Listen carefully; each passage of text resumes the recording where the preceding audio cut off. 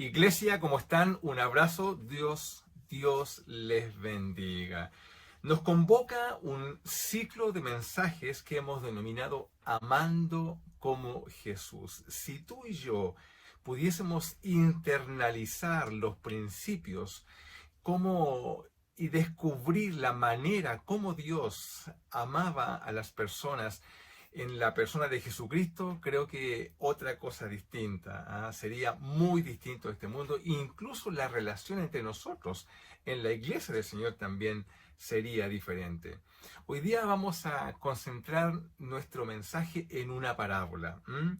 Y esta parábola, que es la parábola de la oveja perdida, forma parte de una triada que nos hablan del reino de Dios. Las parábolas, para que podamos tener un contexto, se pueden clasificar en aquellas que hacen referencia, por ejemplo, a la venida del Señor. También están aquellas que hablan o hacen referencia a la crisis que provoca el reino de Dios, es decir, sobre las decisiones que despierta en las personas el solo hecho de el reino, de la presencia del reino de Dios. También están aquellas que dan referencia sobre las consecuencias que tiene para nosotros vivir bajo los principios que se establecen con la venida del reino de Dios, y también están aquellas que hablan sobre la gracia. La parábola de la oveja perdida que vamos a ver hoy día está justamente en este contexto, en el contexto de la gracia, que implica, ¿cierto?, el reino de Dios y cómo entrar en él. Es el canal, la puerta de entrada para ser parte del reino de Dios. Es lo que vamos a ver hoy día en esta parábola. Bien, bueno, el escenario de la parábola, que está en Lucas capítulo 5, Lucas capítulo 15, de los versículos 1 al 7, el contexto o el escenario donde se desarrolla esta parábola está en un ambiente de juicio. No debemos olvidar este punto. Hay un juicio, es un ambiente donde aquellos que se sienten lo suficientemente buenos y santos creen que tienen la autoridad moral para juzgar a aquellos que no son tan buenos ni tan justos como ellos, según ellos lo observan o lo evalúan. Es un ambiente de juicio, es un ambiente que está controlado por la moralidad. En un ambiente así, no es la gracia lo que define mi relación con Dios. En un ambiente así, lo que define mi relación con Dios es justamente la moralidad. Esto significa que si mi vida, desde este punto de vista, significa que si la vida o mi vida es lo suficientemente buena en actos y en la manera propia de vivir, entonces mi relación con Dios está asegurada. ¿Te parece esto cercano?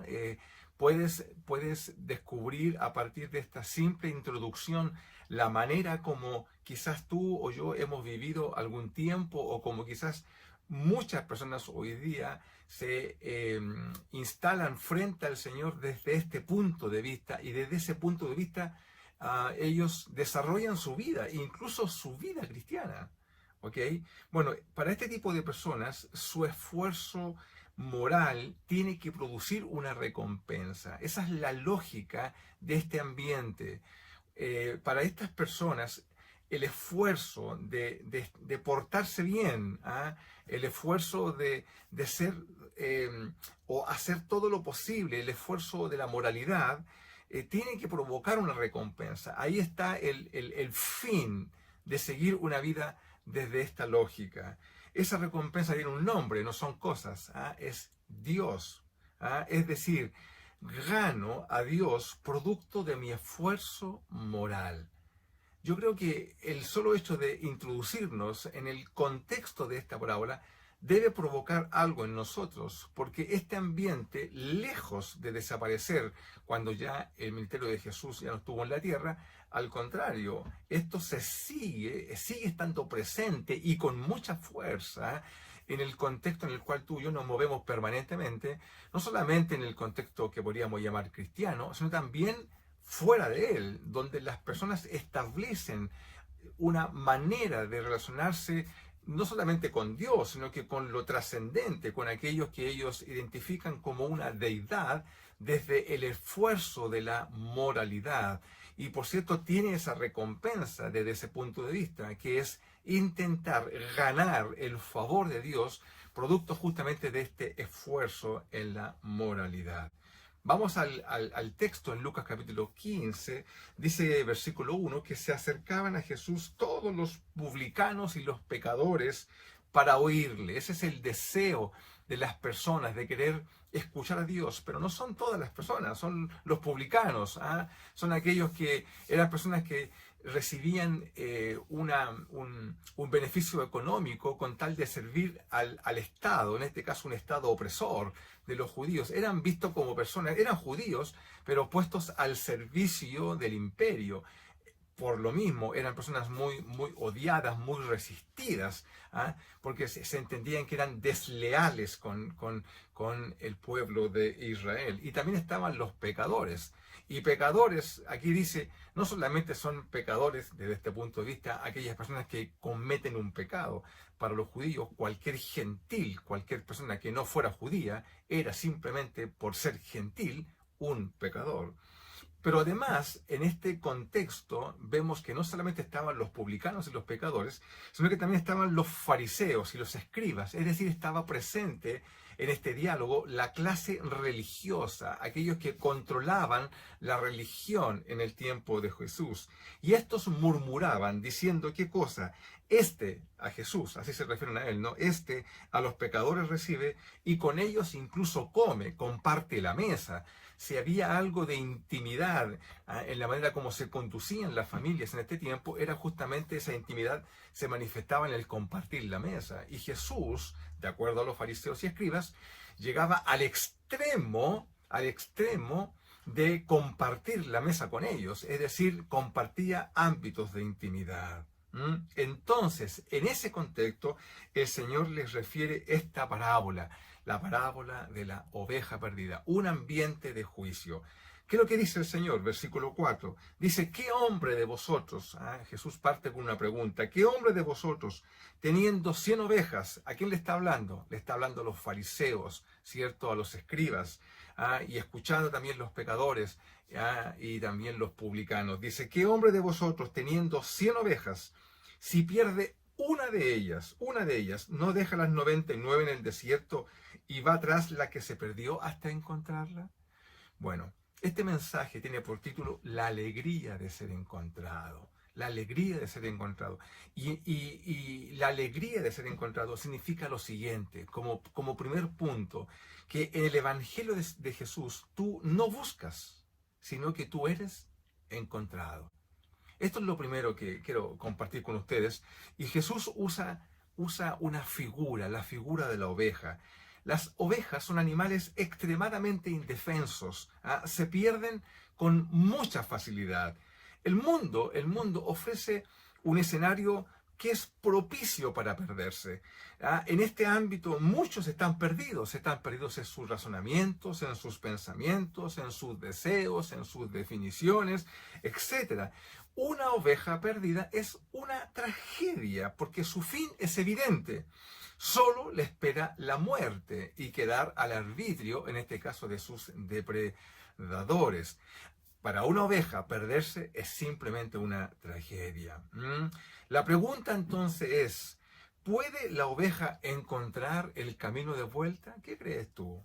Jesús está usando esta figura con un motivo, porque las ovejas son animales que se pierden con mucha facilidad y por tanto la respuesta a esta pregunta es no, la oveja no puede encontrar el camino de vuelta y su única esperanza es ser encontrada. Por tanto, en este contexto, ser encontrado es un asunto vital, es un asunto de vida y muerte.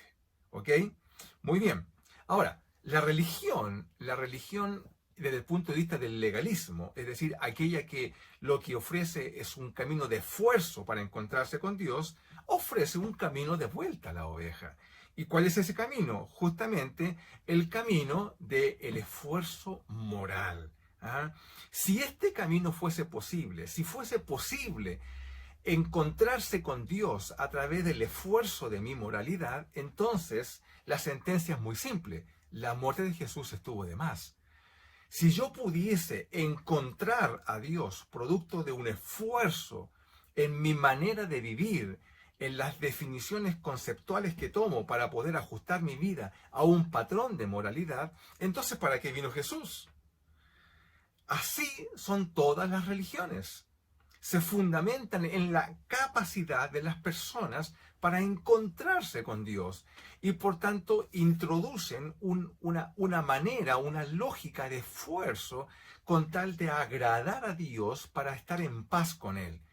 Todas las religiones responden a la misma lógica, excepto el cristianismo.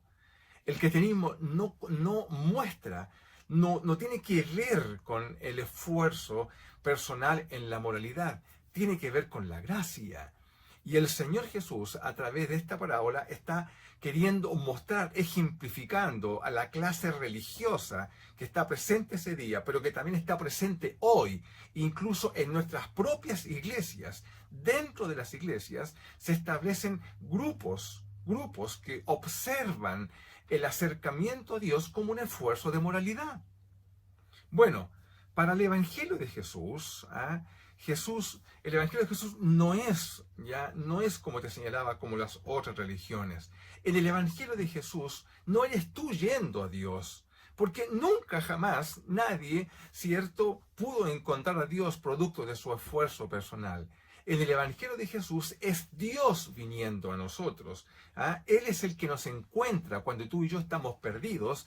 El que nos encuentra es el Señor. Él sale a nuestro encuentro. Se hace evidente viniendo justamente allí donde tú estás. Mira qué importante es esto. El Señor nos encuentra justamente en el contexto en el cual tú y yo estamos perdidos. ¿Por qué Dios hace esto? Porque esa persona, ¿cierto? Es imposible que producto de su propia moralidad lo encuentre. Su acto de justicia no le alcanza para agradar y recibir a Dios. No es el camino que ofrece el Señor. El Evangelio no tiene que ver con justicia propia. El Evangelio tiene que ver con gracia. Y lo que mueve el corazón de Dios es una palabra que está en el versículo 7 y que es muy importante para ti y para mí porque es la puerta de entrada al reino de Dios. No es tu moralidad, sino que es el arrepentimiento, como lo vamos a ver en un momento más. Ahora, permíteme retomar un punto que acabo de señalar, pero que lo quiero apuntalar con más fuerza, ¿no? Jesús va al encuentro allí donde tú estás.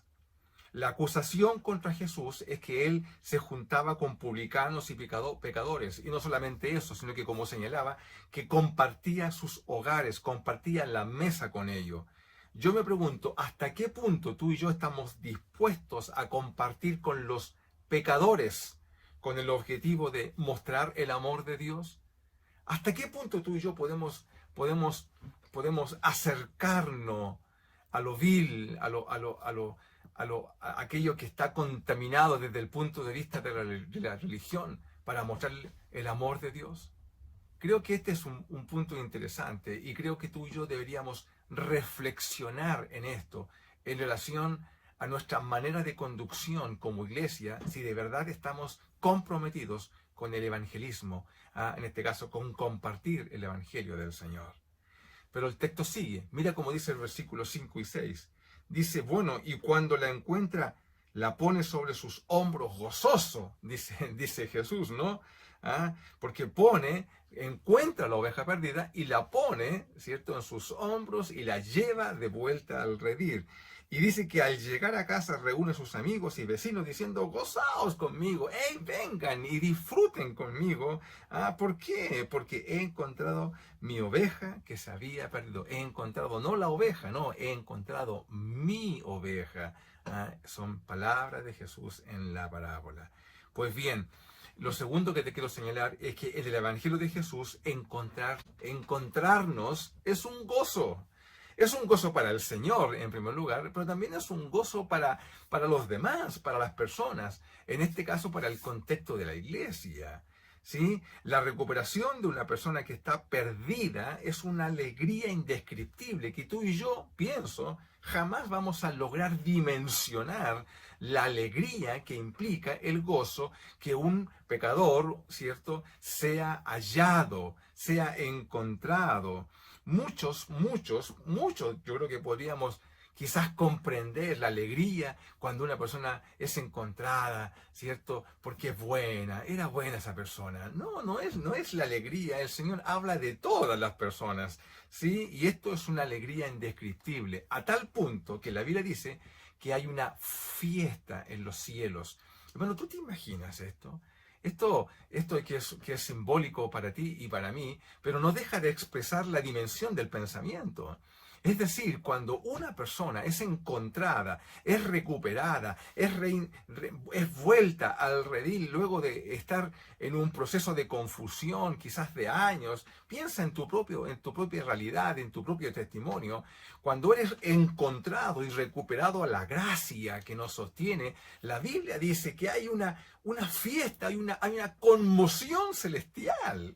Amado, esto es precioso. ¿Ya? Yo me imagino como que se hace un silencio en el cielo y ¡fua! Hay una explosión de júbilo porque un día tú volviste al redil, motivaste una fiesta celestial por el hecho de que hubo arrepentimiento en tu vida. Esto hay que celebrarlo, querido, ¿ah? Y se celebra de esta manera, de una manera impresionante. Pero también es una alegría para la iglesia, para nosotros, porque la palabra dice que cuando viene el buen pastor recuperando su oveja, dice, ¡hey, gócense conmigo! Y yo creo que esto es importante en el sentido que debe despertar también gozo en la iglesia, la conversión, la restauración, la recuperación de las personas.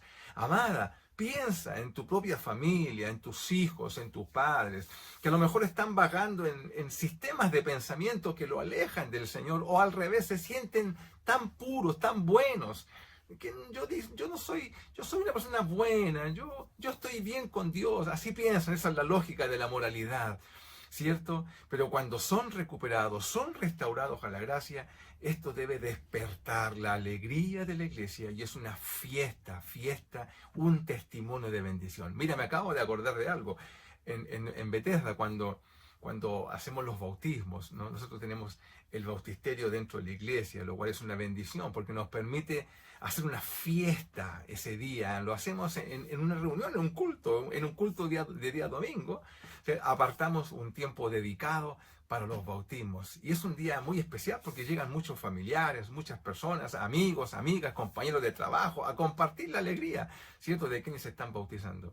Y hacemos un acto simbólico en el momento mismo, ¿cierto? Cuando ya están todos bautizados, los hacemos esperar afuera para que en un momento todos entren al templo y los recibimos con tambores, con júbilo, con cuerdas, con flauta, es decir, con una alegría, y le damos un aplauso y le decimos, estamos contentos por esta definición de vida tan importante.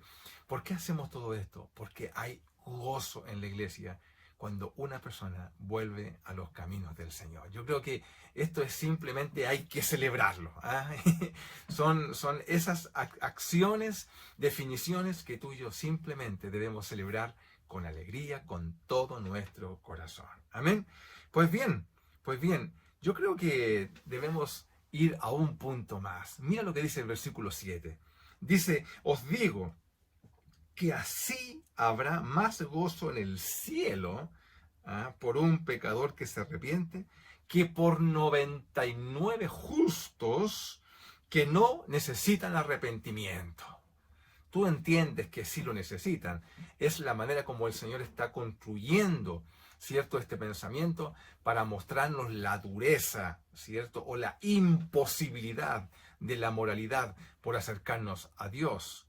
En el Evangelio de Jesús, la justicia propia no tiene valor. Amada, amado, por favor, incorpora este pensamiento en tu manera de comprender el Evangelio. Si incorporas esta idea, este principio, no solamente se resuelven un montón de problemas en nuestra vida, sino que ayudaremos a las personas a resolverlo, porque nosotros mismos seremos ejemplos de gracia, y no ejemplos, en este caso, como vemos acá, en un contexto de juicio. En el Evangelio de Dios, la justicia propia no tiene valor alguno, ninguno. La sentencia de Jesús, en la forma como él cierra esta parábola, no permite equivocaciones, amado, no permite equivocaciones. Dice, así habrá más gozo, ¿cierto?, por un pecador que se arrepiente que por 99 justos.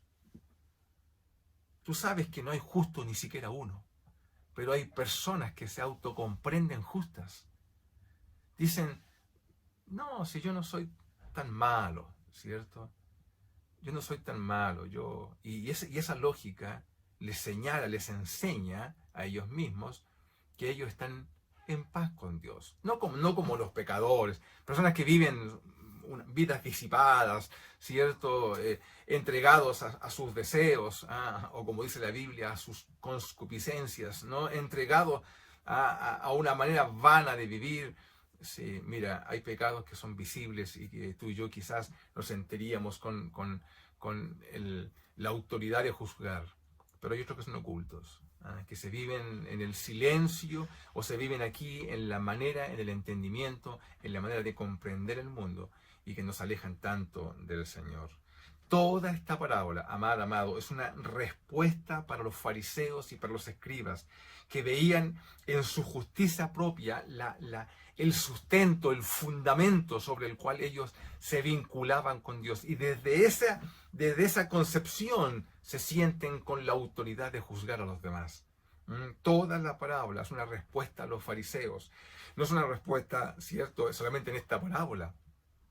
Señalé al comienzo que esta parábola es parte de una triada de parábolas, porque está la oveja de la moneda perdida y está la oveja, ¿cierto?, y la parábola del hijo pródigo, que cierra este diálogo tan profundo que vamos a ir viendo en las próximas semanas y que nos va mostrando el nivel de impacto que tiene vivir bajo conceptos de moralidad y que está tan arraigado incluso en la iglesia del Señor como una manera de vincularse con el Señor. Amados, el Señor tuvo que referir 3 parábolas y una de ellas, quizás la más impactante de todas, la del hijo pródigo, para mostrar el alcance de la gracia del Señor y también del alcance de la moralidad en la forma como la gente mira su propia vida delante de Dios y lo difícil y triste que puede ser vivir bajo esa lógica.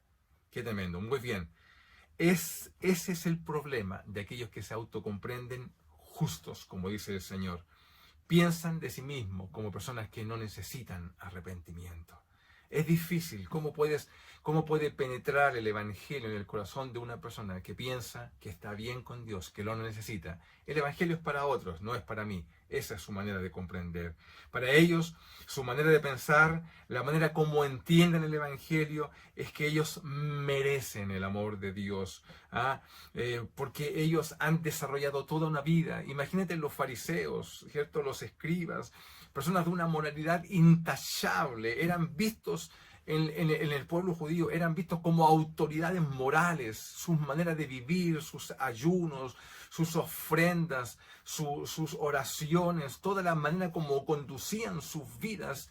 Para cualquier observador, para cualquier pecador observador, la vida de ellos es intachable, eran como representar a Dios. Sin embargo, el Señor dice, ustedes son como sepulcros blanqueados. En otras palabras, por arriba, ¿cierto?, la lápida está blanquita, se usaban, ¿cierto?, las piedras, elementos, ya que se emblanquecían. Justamente por fuera se ven blancos, pero por dentro están muertos, son sepulcros. Amado, qué importante. Yo quiero transmitir y le pido al Señor gracia, que me dé gracia para transmitirte el impacto que significa vivir bajo el concepto de una justicia propia. Dentro de la iglesia del Señor hay muchas personas que creen lo mismo todavía. Y si tú que estás en la iglesia, que eres parte de lo que comprendes como familia de Dios, revisa tus pensamientos. Yo te lo digo con amor, porque también estuve en este concepto, en este entendimiento por años, aun cuando estaba en la iglesia del Señor. La gracia era escandalosa para mí. Era escandalosa. ¿Cómo es posible que la misma oportunidad sea para todos, tanto como para los que han tenido vidas buenas, como para aquellos que no?